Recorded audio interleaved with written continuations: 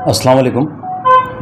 जैसा कि अभी हमारे सिटी प्रेसिडेंट उमर पठान साहब ने आपके सामने एक बात रखी कि आज के ख़ास मकसद क्या है प्रेस कॉन्फ्रेंस करने का बोलकर है। जिस कदर आप सभी जानते हैं कि हमारे शहर का एक एमएलए जो कि अपने आप को एक बहुत बड़ा एक लीडर समझता है, ऐसी शख्सियत आज बड़े अफसोस के साथ हमें कहना पड़ रहा है कि ये शख्सियत या एक तो पहले तो किसी धर्म का है नहीं, ऊपर से ये अपने आप को एक हिंदू हुली का नाम देते हुए पूरे ऑल और कर्नाटका के अंदर एक माहौल बिगाड़ते हुए फिर रहा है। जिस कदर पिछले इतवार के दिन रामनवमी के अवसर पर इस शख्स को हुबली के अंदर इनवाइट किया गया था स्पीच के लिए, तो वैसे मौके पर ये जाकर वहाँ पर मुसलमानों के और खिलाफ बात किया। और साथ ही साथ सबसे बड़ी बात मैं आप लोगों के सामने कहना चाहता हूँ, इसने बाला साहेब ठाकरे के घर में प्रोफेट मोहम्मद पैदा हुए बोलकर बात कही,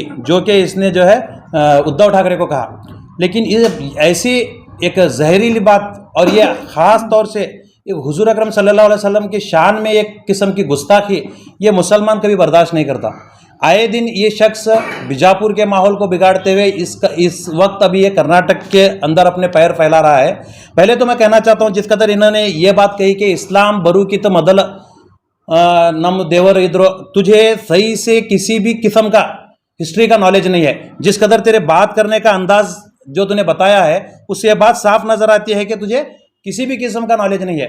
जबकि तुझे वहां पर बुलाया किस लिए गया था, मकसद क्या था? रामनवमी अवसर पर तुझे बुलाया गया था। मैं उस बेशर्म शख्स को मैं वाहिद अल्फाज से बात करना मुनासिब समझूंगा, क्योंकि रामनवमी अवसर पर जब तुझे बुलाया गया है तो तू वहां बात किस चीज की करना है कि यह अवसर होता किस वास्ते है? ये भगवान राम कृष्ण के जन्म का अवसर है। इसके अवसर पर अगर तू भगवान राम कृष्ण की तालीमात पर बात करता, उनके जो है लिटरेचर्स को एक्सपोज करता या फिर लोगों के सामने शाया करता तो बात समझ में आती। वहां पर तूने जाकर शुरुआत ही मुसलमान के नाम से की है। पूरा स्पीच में अगर आप देखेंगे तो शुरुआत ही मुसलमानों के नाम से की है। इससे साफ नजर आता है कि तेरा कोई धर्म नहीं है और तेरे धर्म में, तेरे अपने जाति धर्म के अंदर, तेरे धर्म में तेरे लिए मुसलमान ही भगवान है।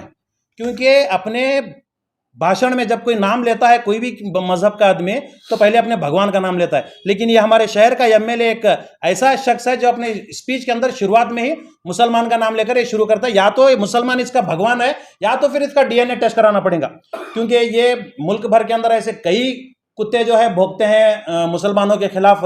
एक हमारे बीजापुर की मिसाल है, दूसरा वो हैदराबाद की मिसाल है। वो भी वहां से जो है मुसलमान हिंदुओं का जो है अपने आप को शेर बताते हुए जो है कुत्तों की तरह घुर्राता है, और यहाँ का एमएलए भी जो है अपने आप को शेर बताते हुए जो है बात करता है। मैं समझता हूँ ये दोनों इन दोनों को अगर किसी से प्रॉब्लम है तो इनको मुसलमानों से प्रॉब्लम है। वो मुझे लगता है इनको इसकी शिकायत है कि पहले तो इनका डीएनए टेस्ट कराना जरूरी है, क्योंकि इस कदर की नाराजगी मुसलमानों से, मतलब उस शख्स को जो हैदराबाद में मुसलमानों के खिलाफ बोलता है उसे नवाब या फिर निजाम के जानिब से उसका हक नहीं मिला शायद, और यहाँ पर इस एमएलए को आदिल शाह की जानिब से इसका हक नहीं मिला, ऐसा लगता है। इसलिए ये अपनी नाराजगी को मुसलमानों पर जो है जाहिर करते हुए नजर आते हैं। मैं कहना चाहता हूं कि इस कदर कल खड़े होकर जिस तरह से इसने बे इंतहा मुसलमानों के खिलाफ जहर उगला, साथ ही साथ हमारे कर्नाटका के अंदर जो कांग्रेस पार्टी आज सत्ता में है इसके खिलाफ भी एक अपशब्द मैं कहना चाहता हूं खुली तौर पर मीडिया के सामने। ये कर्नाटका के लीडर्स को, इवन सीएम सिद्धरामैया साहब को, इन्होंने, इस शख्स ने सुली मक्कड़ बोल के एक अल्फाज इस्तेमाल किया। और इसके बावजूद भी ये न्यूज इतना वायरल होने के बावजूद भी ना इस पर किसी किस्म का सोमोटो लिया गया है, ना इस पर किसी किस्म का एक्शन लिया गया है, ना इस पर किसी किस्म का एफआईआर किया गया है, और ना तो कर्नाटका हुकूमत जो है इस पर किसी किस्म की कड़ी कार्रवाई करने की बात कर रही है। सारे के सारे कांग्रेसी लीडर खामोश हैं। आज कर्नाटका के अंदर कांग्रेस की हुकूमत है और इसके बावजूद अपोजिशन में जो बीजेपी कहलाती है वो पार्टी का भी अभी लीडर नहीं रहा, ये एक इंडिपेंडेंट शख्स है। इसके बावजूद भी तुम कर्नाटका के हमारे लीडर्स को अगर इस पर एक्शन लेने में प्रॉब्लम महसूस हो रही है तो मैं समझता हूं कि पूरी अवाम समझती है कि ये इन दोनों की रणनीति है। कि एक जो कहा जाता है ना, तू समझे सर का कर, मैं तू डरे सर का कर, मैं समझे सर का कर। तो ये मामला मुसलमानों के साथ कांग्रेस और बीजेपी के जानिब से पेश आ रहे हैं। मैं खास तौर से कहना चाहता हूं कि पिछले दिनों में एक ईद के दिन हमारे पार्टी के कैडर के जानिब से, एक पार्टी के डिस्ट्रिक्ट वाइस प्रेसिडेंट की जानिब से एक सिर्फ प्ले कार्ड शाया किया गया तो उस पर एफआईआर करके अरेस्ट किया गया, जबकि वहां पर एक साइलेंट प्रोटेस्ट था। ये मैं हुबली के एसपी से मैं पूछना चाहता हूं कि कानून एक साधारण व्यक्ति को अलग है और एमएलए को अलग है क्या? क्या आपने बाबा साहेब अंबेडकर की संविधान को ठीक से नहीं पढ़ा, या फिर आप वर्दी की आड़ में दलाली कर रहे हैं? आप वर्दी की आड़ में दलाली कर रहे हैं। ऐसा नहीं है कि कल के होने वाले भाषण आपके सामने नहीं आए या फिर आप उससे गाफिल है, ऐसा नहीं है। एसपी साहब से मैं कहना चाहता हूं खुले अल्फाज में कि यहां पर आप वर्दी की आड़ में पॉलिटिशियंस की दलाली कर रहे हैं, इसलिए आप जो है ये शख्स पर अभी तक एफआईआर नहीं किए, जबकि वहीं पर एक इनोसेंट शख्स जो कि सिर्फ और सिर्फ साइलेंट प्रोटेस्ट कर रहा था, वैसे शख्स पर एफआईआर करके आप लोगों ने अरेस्ट किया था। तो इसमें जरूरी है कि आपका सो मोटो केस लेना जरूरी है। अगर आप सो मोटो नहीं ले सकते, अगर आप में उतनी ताकत नहीं है, अगर आप में उतनी सलाहियत नहीं है, या फिर आपके अंदर जो है पॉलिटिशियंस का खौफ तारी है, तो हम कंप्लेंट देने के लिए तैयार हैं। हुबली से हमारे अपने पार्टी के जिम्मेदारान जो है वहां पर एफआईआर कराने की कोशिश कर रहे हैं, उस कंप्लेंट लिखे हुए हैं और हम उसके लिए उसके एमएलए के अगेंस्ट में कंप्लेंट देने के तैयार हैं। आप एफआईआर फाइल कीजिए। और रही बात, खास तौर से मैं पुलिस डिपार्टमेंट से अगर कहना चाहता हूं, पुलिस डिपार्टमेंट अगर लॉ एंड ऑर्डर को अगर मेंटेन करता है, पुलिस डिपार्टमेंट अगर लॉ एंड ऑर्डर को मेंटेन करता है तो इस किस्म के हालात ही नहीं पैदा होते। अब ये शख्स अपनी सेपरेट पार्टी बनाने के लिए, हिंदू भाइयों को वर्गलाने के लिए, या फिर कुछ ऐसे जोशीले नौजवान जो कि 14 से लेकर 24 या 25 आज जो चल रहा है 2025 है, इन दिनों में जो बीजेपी हुकूमत की जो जहरीली बातों को सुनकर जवान हुए हैं, ऐसे नौजवानों को वर्गला कर ये जो पार्टी बनाने की साजिश कर रहा है, तो लाख पार्टी बना, हमें किसी किस्म की प्रॉब्लम नहीं है, लेकिन तो अपने मफाद के लिए मुसलमानों को गाली नहीं दे सकता, ये हम बर्दाश्त नहीं करेंगे। और साथ ही साथ तूने यहाँ पर हुजूर पाक सल्लल्लाहु अलैहि वसल्लम का नाम लिया है। मैं खास तौर से मुसलमान कम्युनिटी से कहना चाहता हूँ, अगर खामोश रहेंगे तो ये शख्स बहुत आगे बढ़ेगा। पहले इसने टीपू सुल्तान रहमतुल्लाह अलैह पर वार किया, फिर इसके बाद इसने औरंगजेब रहमतुल्लाह अलैह पर वार किया, इनके साथ इन्होंने बदजबानी की, इनके वजूद को इन्होंने ललकारा, इनके जो है एक हुकूमत को जो है इन्होंने गलत साबित किया। इसके बाद अब सीधा सीधा प्रोफेट मोहम्मद सल्लल्लाहु अलैहि वसल्लम का नाम ले रहा है। ये हल्की ज़बान, ये हल्की ज़बान इतने पाक नाम को लेते हुए ये जेब नहीं देती। मैं मुसलमानों से कहना चाहता हूं और पुलिस डिपार्टमेंट से कहना चाहता हूं कि पहले तो पुलिस डिपार्टमेंट अपनी जिम्मेदारी निभाए, दूसरा मुसलमान नौजवान अगर खामोश रहेंगे, ऐसे एमएलए के भाषण को अगर सुनकर इग्नोर करते रहेंगे, तो ये शख्स हो सकता है इससे भी आगे बढ़े। तो सबसे पहले इस पर एक्शन लेना जरूरी है। और साथ ही साथ मैं इस बात को दर्शाना चाहता हूं आप लोगों के सामने कि ये रामनवमी के जो अवसर पर हमेशा से ये राम जन्म की एक अवसर पर हमेशा से ऐसे कुछ पागल कुत्ते, ये इनका जो ईद माना जाता है, एक बड़ी ईद माना जाता है, ऐसी ईद को ये लोग हाईजैक किए हुए हैं, एक दहशत सा मुल्क में बिठाए हुए हैं कि रामनवमी है तो कहीं ना कहीं दंगे फसाद होंगे, कहीं ना कहीं जो है पथराव होगा, कहीं ना कहीं जो है मारपीट होगी, या फिर कहीं ना कहीं मॉब लिंचिंग होंगी। ऐसा एक आम लोगों के जहनियत बन चुकी है, जबकि ये एक मेरे हिंदू समाज के लोगों के लिए एक पवित्र ईद है। इस पवित्र ईद के दौरान ये भगवान राम के जो है उनकी तालीमात को शाया करने के बजाय मुसलमानों का अगर जिक्र कर रहे हैं, तो मैं पहले भी कह चुका हूं और दोबारा कहना चाहता हूं कि तुम्हारे डीएनए के टेस्ट की जरूरत है, जहां पर तुम्हें मुसलमानों का नाम बार बार ले रहे हैं। और मैं जो लोगों ने हुबली में उन्हें बुलाया था, मैं उन जाहिल लोगों से, मुझे कौन किसने बुलाया था मुझे नहीं पता, लेकिन हो सकता है जाहिल लोगों ने ही इन्हें इन्वाइट किया होगा, क्योंकि अगर ऐसे मौके पर अगर किसी को तुम बुलाते तो एक देशभक्त को बुलाते, अगर ऐसे मौके पर किसी को बुलाते, किसी साधु संत को बुलाते, तो कुछ अपनी अच्छी बातों को तुम्हारे सामने रखा, अपने अच्छे तालीमात को जो है गीता में क्या कहा गया है, पुराण में क्या कहा गया है, ऐसी तालीमात को अगर आपके सामने रखते तो इस देश का माहौल जो है बरकरार रहता या फिर अच्छे से मेंटेन कर सकते थे। इसके बजाय इन्होंने एक ऐसे शख्स को बुलाया है जो एक देश के अंदर देशद्रोही कहलाता है, क्योंकि इन पर जो है पाकिस्तान का झंडा लहराने के केसेस दर्ज थे, पाकिस्तान का झंडा हमारे देश में लहराने के केसेस दर्ज थे। ऐसे शख्स को जब तुम बुला रहे हो तो क्या साबित करना चाहते हैं? क्या इस देश को देशद्रोहियों के हाथों सौंपना चाहते हैं? ये एक आप लोगों के लिए बहुत बड़ा शर्मनाक मामला है। ये बुलाने वालों को भी समझना जरूरी है और इनको सुनने वालों को भी समझना जरूरी है। मैं मेरे पार्टी की जानिब से इस बात को कहना चाहता हूं कि अगर मैं एक चैलेंज के तौर पर कहना चाहता हूं कि अगर तू इस हरकतों से, ऐसी हरकतों से अगर बाज नहीं आएगा, तो हम शायद इसके लिए कदम आगे बढ़ाएंगे, क्योंकि ऑलरेडी हमारे SDP social democratic party of लोगों के अंदर के कैडर्स के अंदर ऐसी चीजों को लेकर सब्र का मादा हमारे पास नहीं है। हम बर्दाश्त नहीं कर सकते, चाहे आम लोग खामोश रहें, लेकिन मैं उम्मीद करता हूं कि इस मामले में कोई आम शख्स भी खामोश नहीं रहेगा। बस मैं ये कहना चाहता हूं कि सब लोग मिलकर पहले तो इसके खिलाफ जो है कानूनी कार्रवाई करें और दोबारा ये किस किस्म की हरकत ना हो, ऐसे जो है इसे सजा की जरूरत है। ये इतवार के दिन, जिस दिन रामनवमी अवसर मनाया जा रहा था हर जगह पर, ये इतवार के दिन जो है हुबली में इन्हें बुलाया गया था।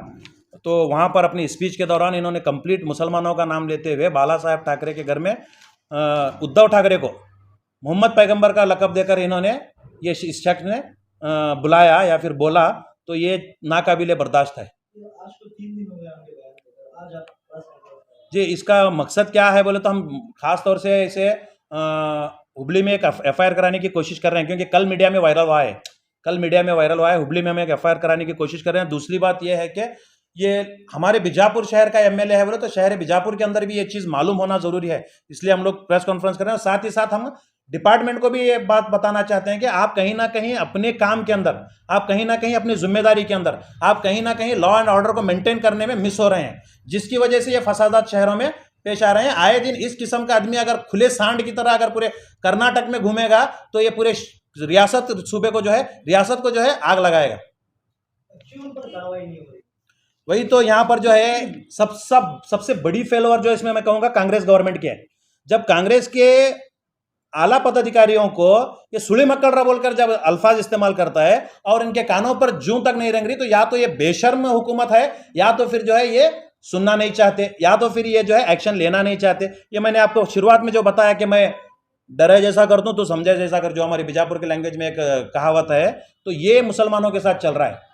तो इसके दौरान जो है हो सकता है इसमें CM सिद्धरामैया साहब एक्शन मोड पर आ जाते, या फिर DK शिवकुमार साहब एक्शन मोड पर आ जाते, या फिर हमारे लीडरों को किसने इस किस्म की गंदी गाली दी बोलकर MB पाटिल साहब जो है उस्तुवारी मिनिस्टर, ये जो है इसमें आगे बढ़कर जो है एक कंप्लेंट करवाते, FIR फाइल करवाते, इसे अंदर करवाते। यह आपके लिए भी आसान है, हुकूमत आपकी है, पुलिस डिपार्टमेंट आपका है, गृह मंत्री आपका है, और ये पार्टी से भी नहीं है, किसी पार्टी से जुड़कर भी नहीं है, ये इंडिपेंडेंट है, इसके साथ इसकी खुद की पार्टी नहीं है। अगर तू इतना वफादार होता, अगर तू शख्स इतना वफादार होता तो पहले अपनी पार्टी से वफादारी करता। तू पार्टी का निकाला हुआ बेईमान शख्स है और तू कौम से क्या वफादारी करेगा, सवाल ही नहीं पैदा होता। ये झूठे अफवाह फैलाकर ये हुकूमत करने की फिराक में या फिर CM बनने की फिराक में, जिसमें इसने कहा है कि मैं 2028 में मैं CM अगर बनूंगा तो मैं बुलडोजर लाऊंगा। मैं इससे कहना चाहता हूं, अरे बुलडोजर वाली बात कहते ही दूसरे दिन तुझे जो है तेरे पार्टी से निकाला गया है। कहाँ है वो 1000 बुलडोजर, जिस कदर तूने यूपी हुकूमत की जो बात कही थी कि यूपी हुकूमत की जो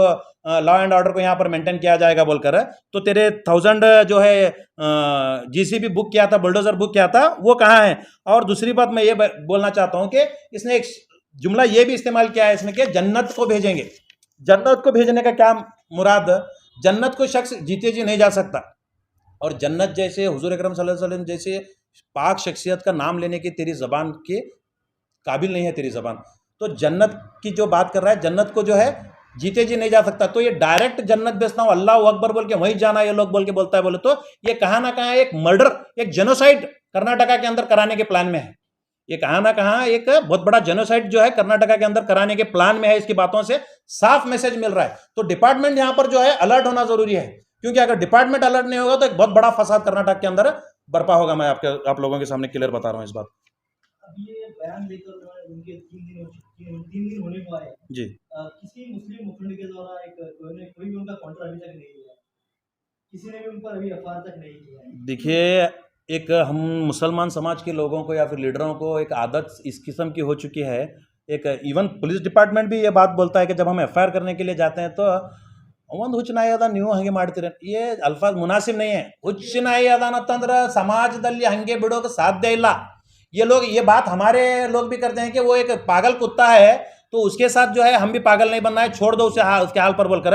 अगर मोहल्ले में पागल कुत्ता घूम रहा है तो हम लोग उसको पागल कुत्ता है बोल के छोड़कर सड़क नहीं जाते, बल्कि उसका अंजाम तक पहुंचाते हैं या फिर उसे कॉर्पोरेशन के हवाले करते हैं। वैसे इसे जेल के हवाले करना जरूरी है, क्योंकि किस किस्म के पागल कुत्ते, आज आवारा कुत्ते इस शहर में घूमना या फिर इस रियासत में घूमना इस देश के अवाम के लिए, इस रियासत के अवाम के लिए, शहर के अवाम के लिए ठीक नहीं है। जबकि सुप्रीम कोर्ट का गाइडेंस भी है किसी समाज को अगर आप बुरा बोले तो उनका कार्रवाई पुलिस को लेकिन जो सुप्रीम कोर्ट ने सीधा एक आदेश भी दिया है। यही सवाल मेरा है, जो सुप्रीम कोर्ट का आदेश है वो पुलिस डिपार्टमेंट के कानों पर क्यों नहीं आता? सुप्रीम कोर्ट के आदेश को आप इतनी आसानी से कैसे धज्जियां उड़ा रहे हैं? सुप्रीम कोर्ट के ऑर्डर को, सुप्रीम कोर्ट की गाइडलाइंस को जो है आप नजरअंदाज करके ऐसे बिगाव एमएलए या फिर बेईमान लोगों की जो है चापलूसी कर रहे हैं, बेईमान लीडर्स की आप चापलूसी कर रहे हैं, बोले तो आप उस वर्दी के काबिल नहीं है। अगर आप जिम्मेदारी नहीं निभा सकते तो आप उस वर्दी के काबिल नहीं है, मैं समझता हूं।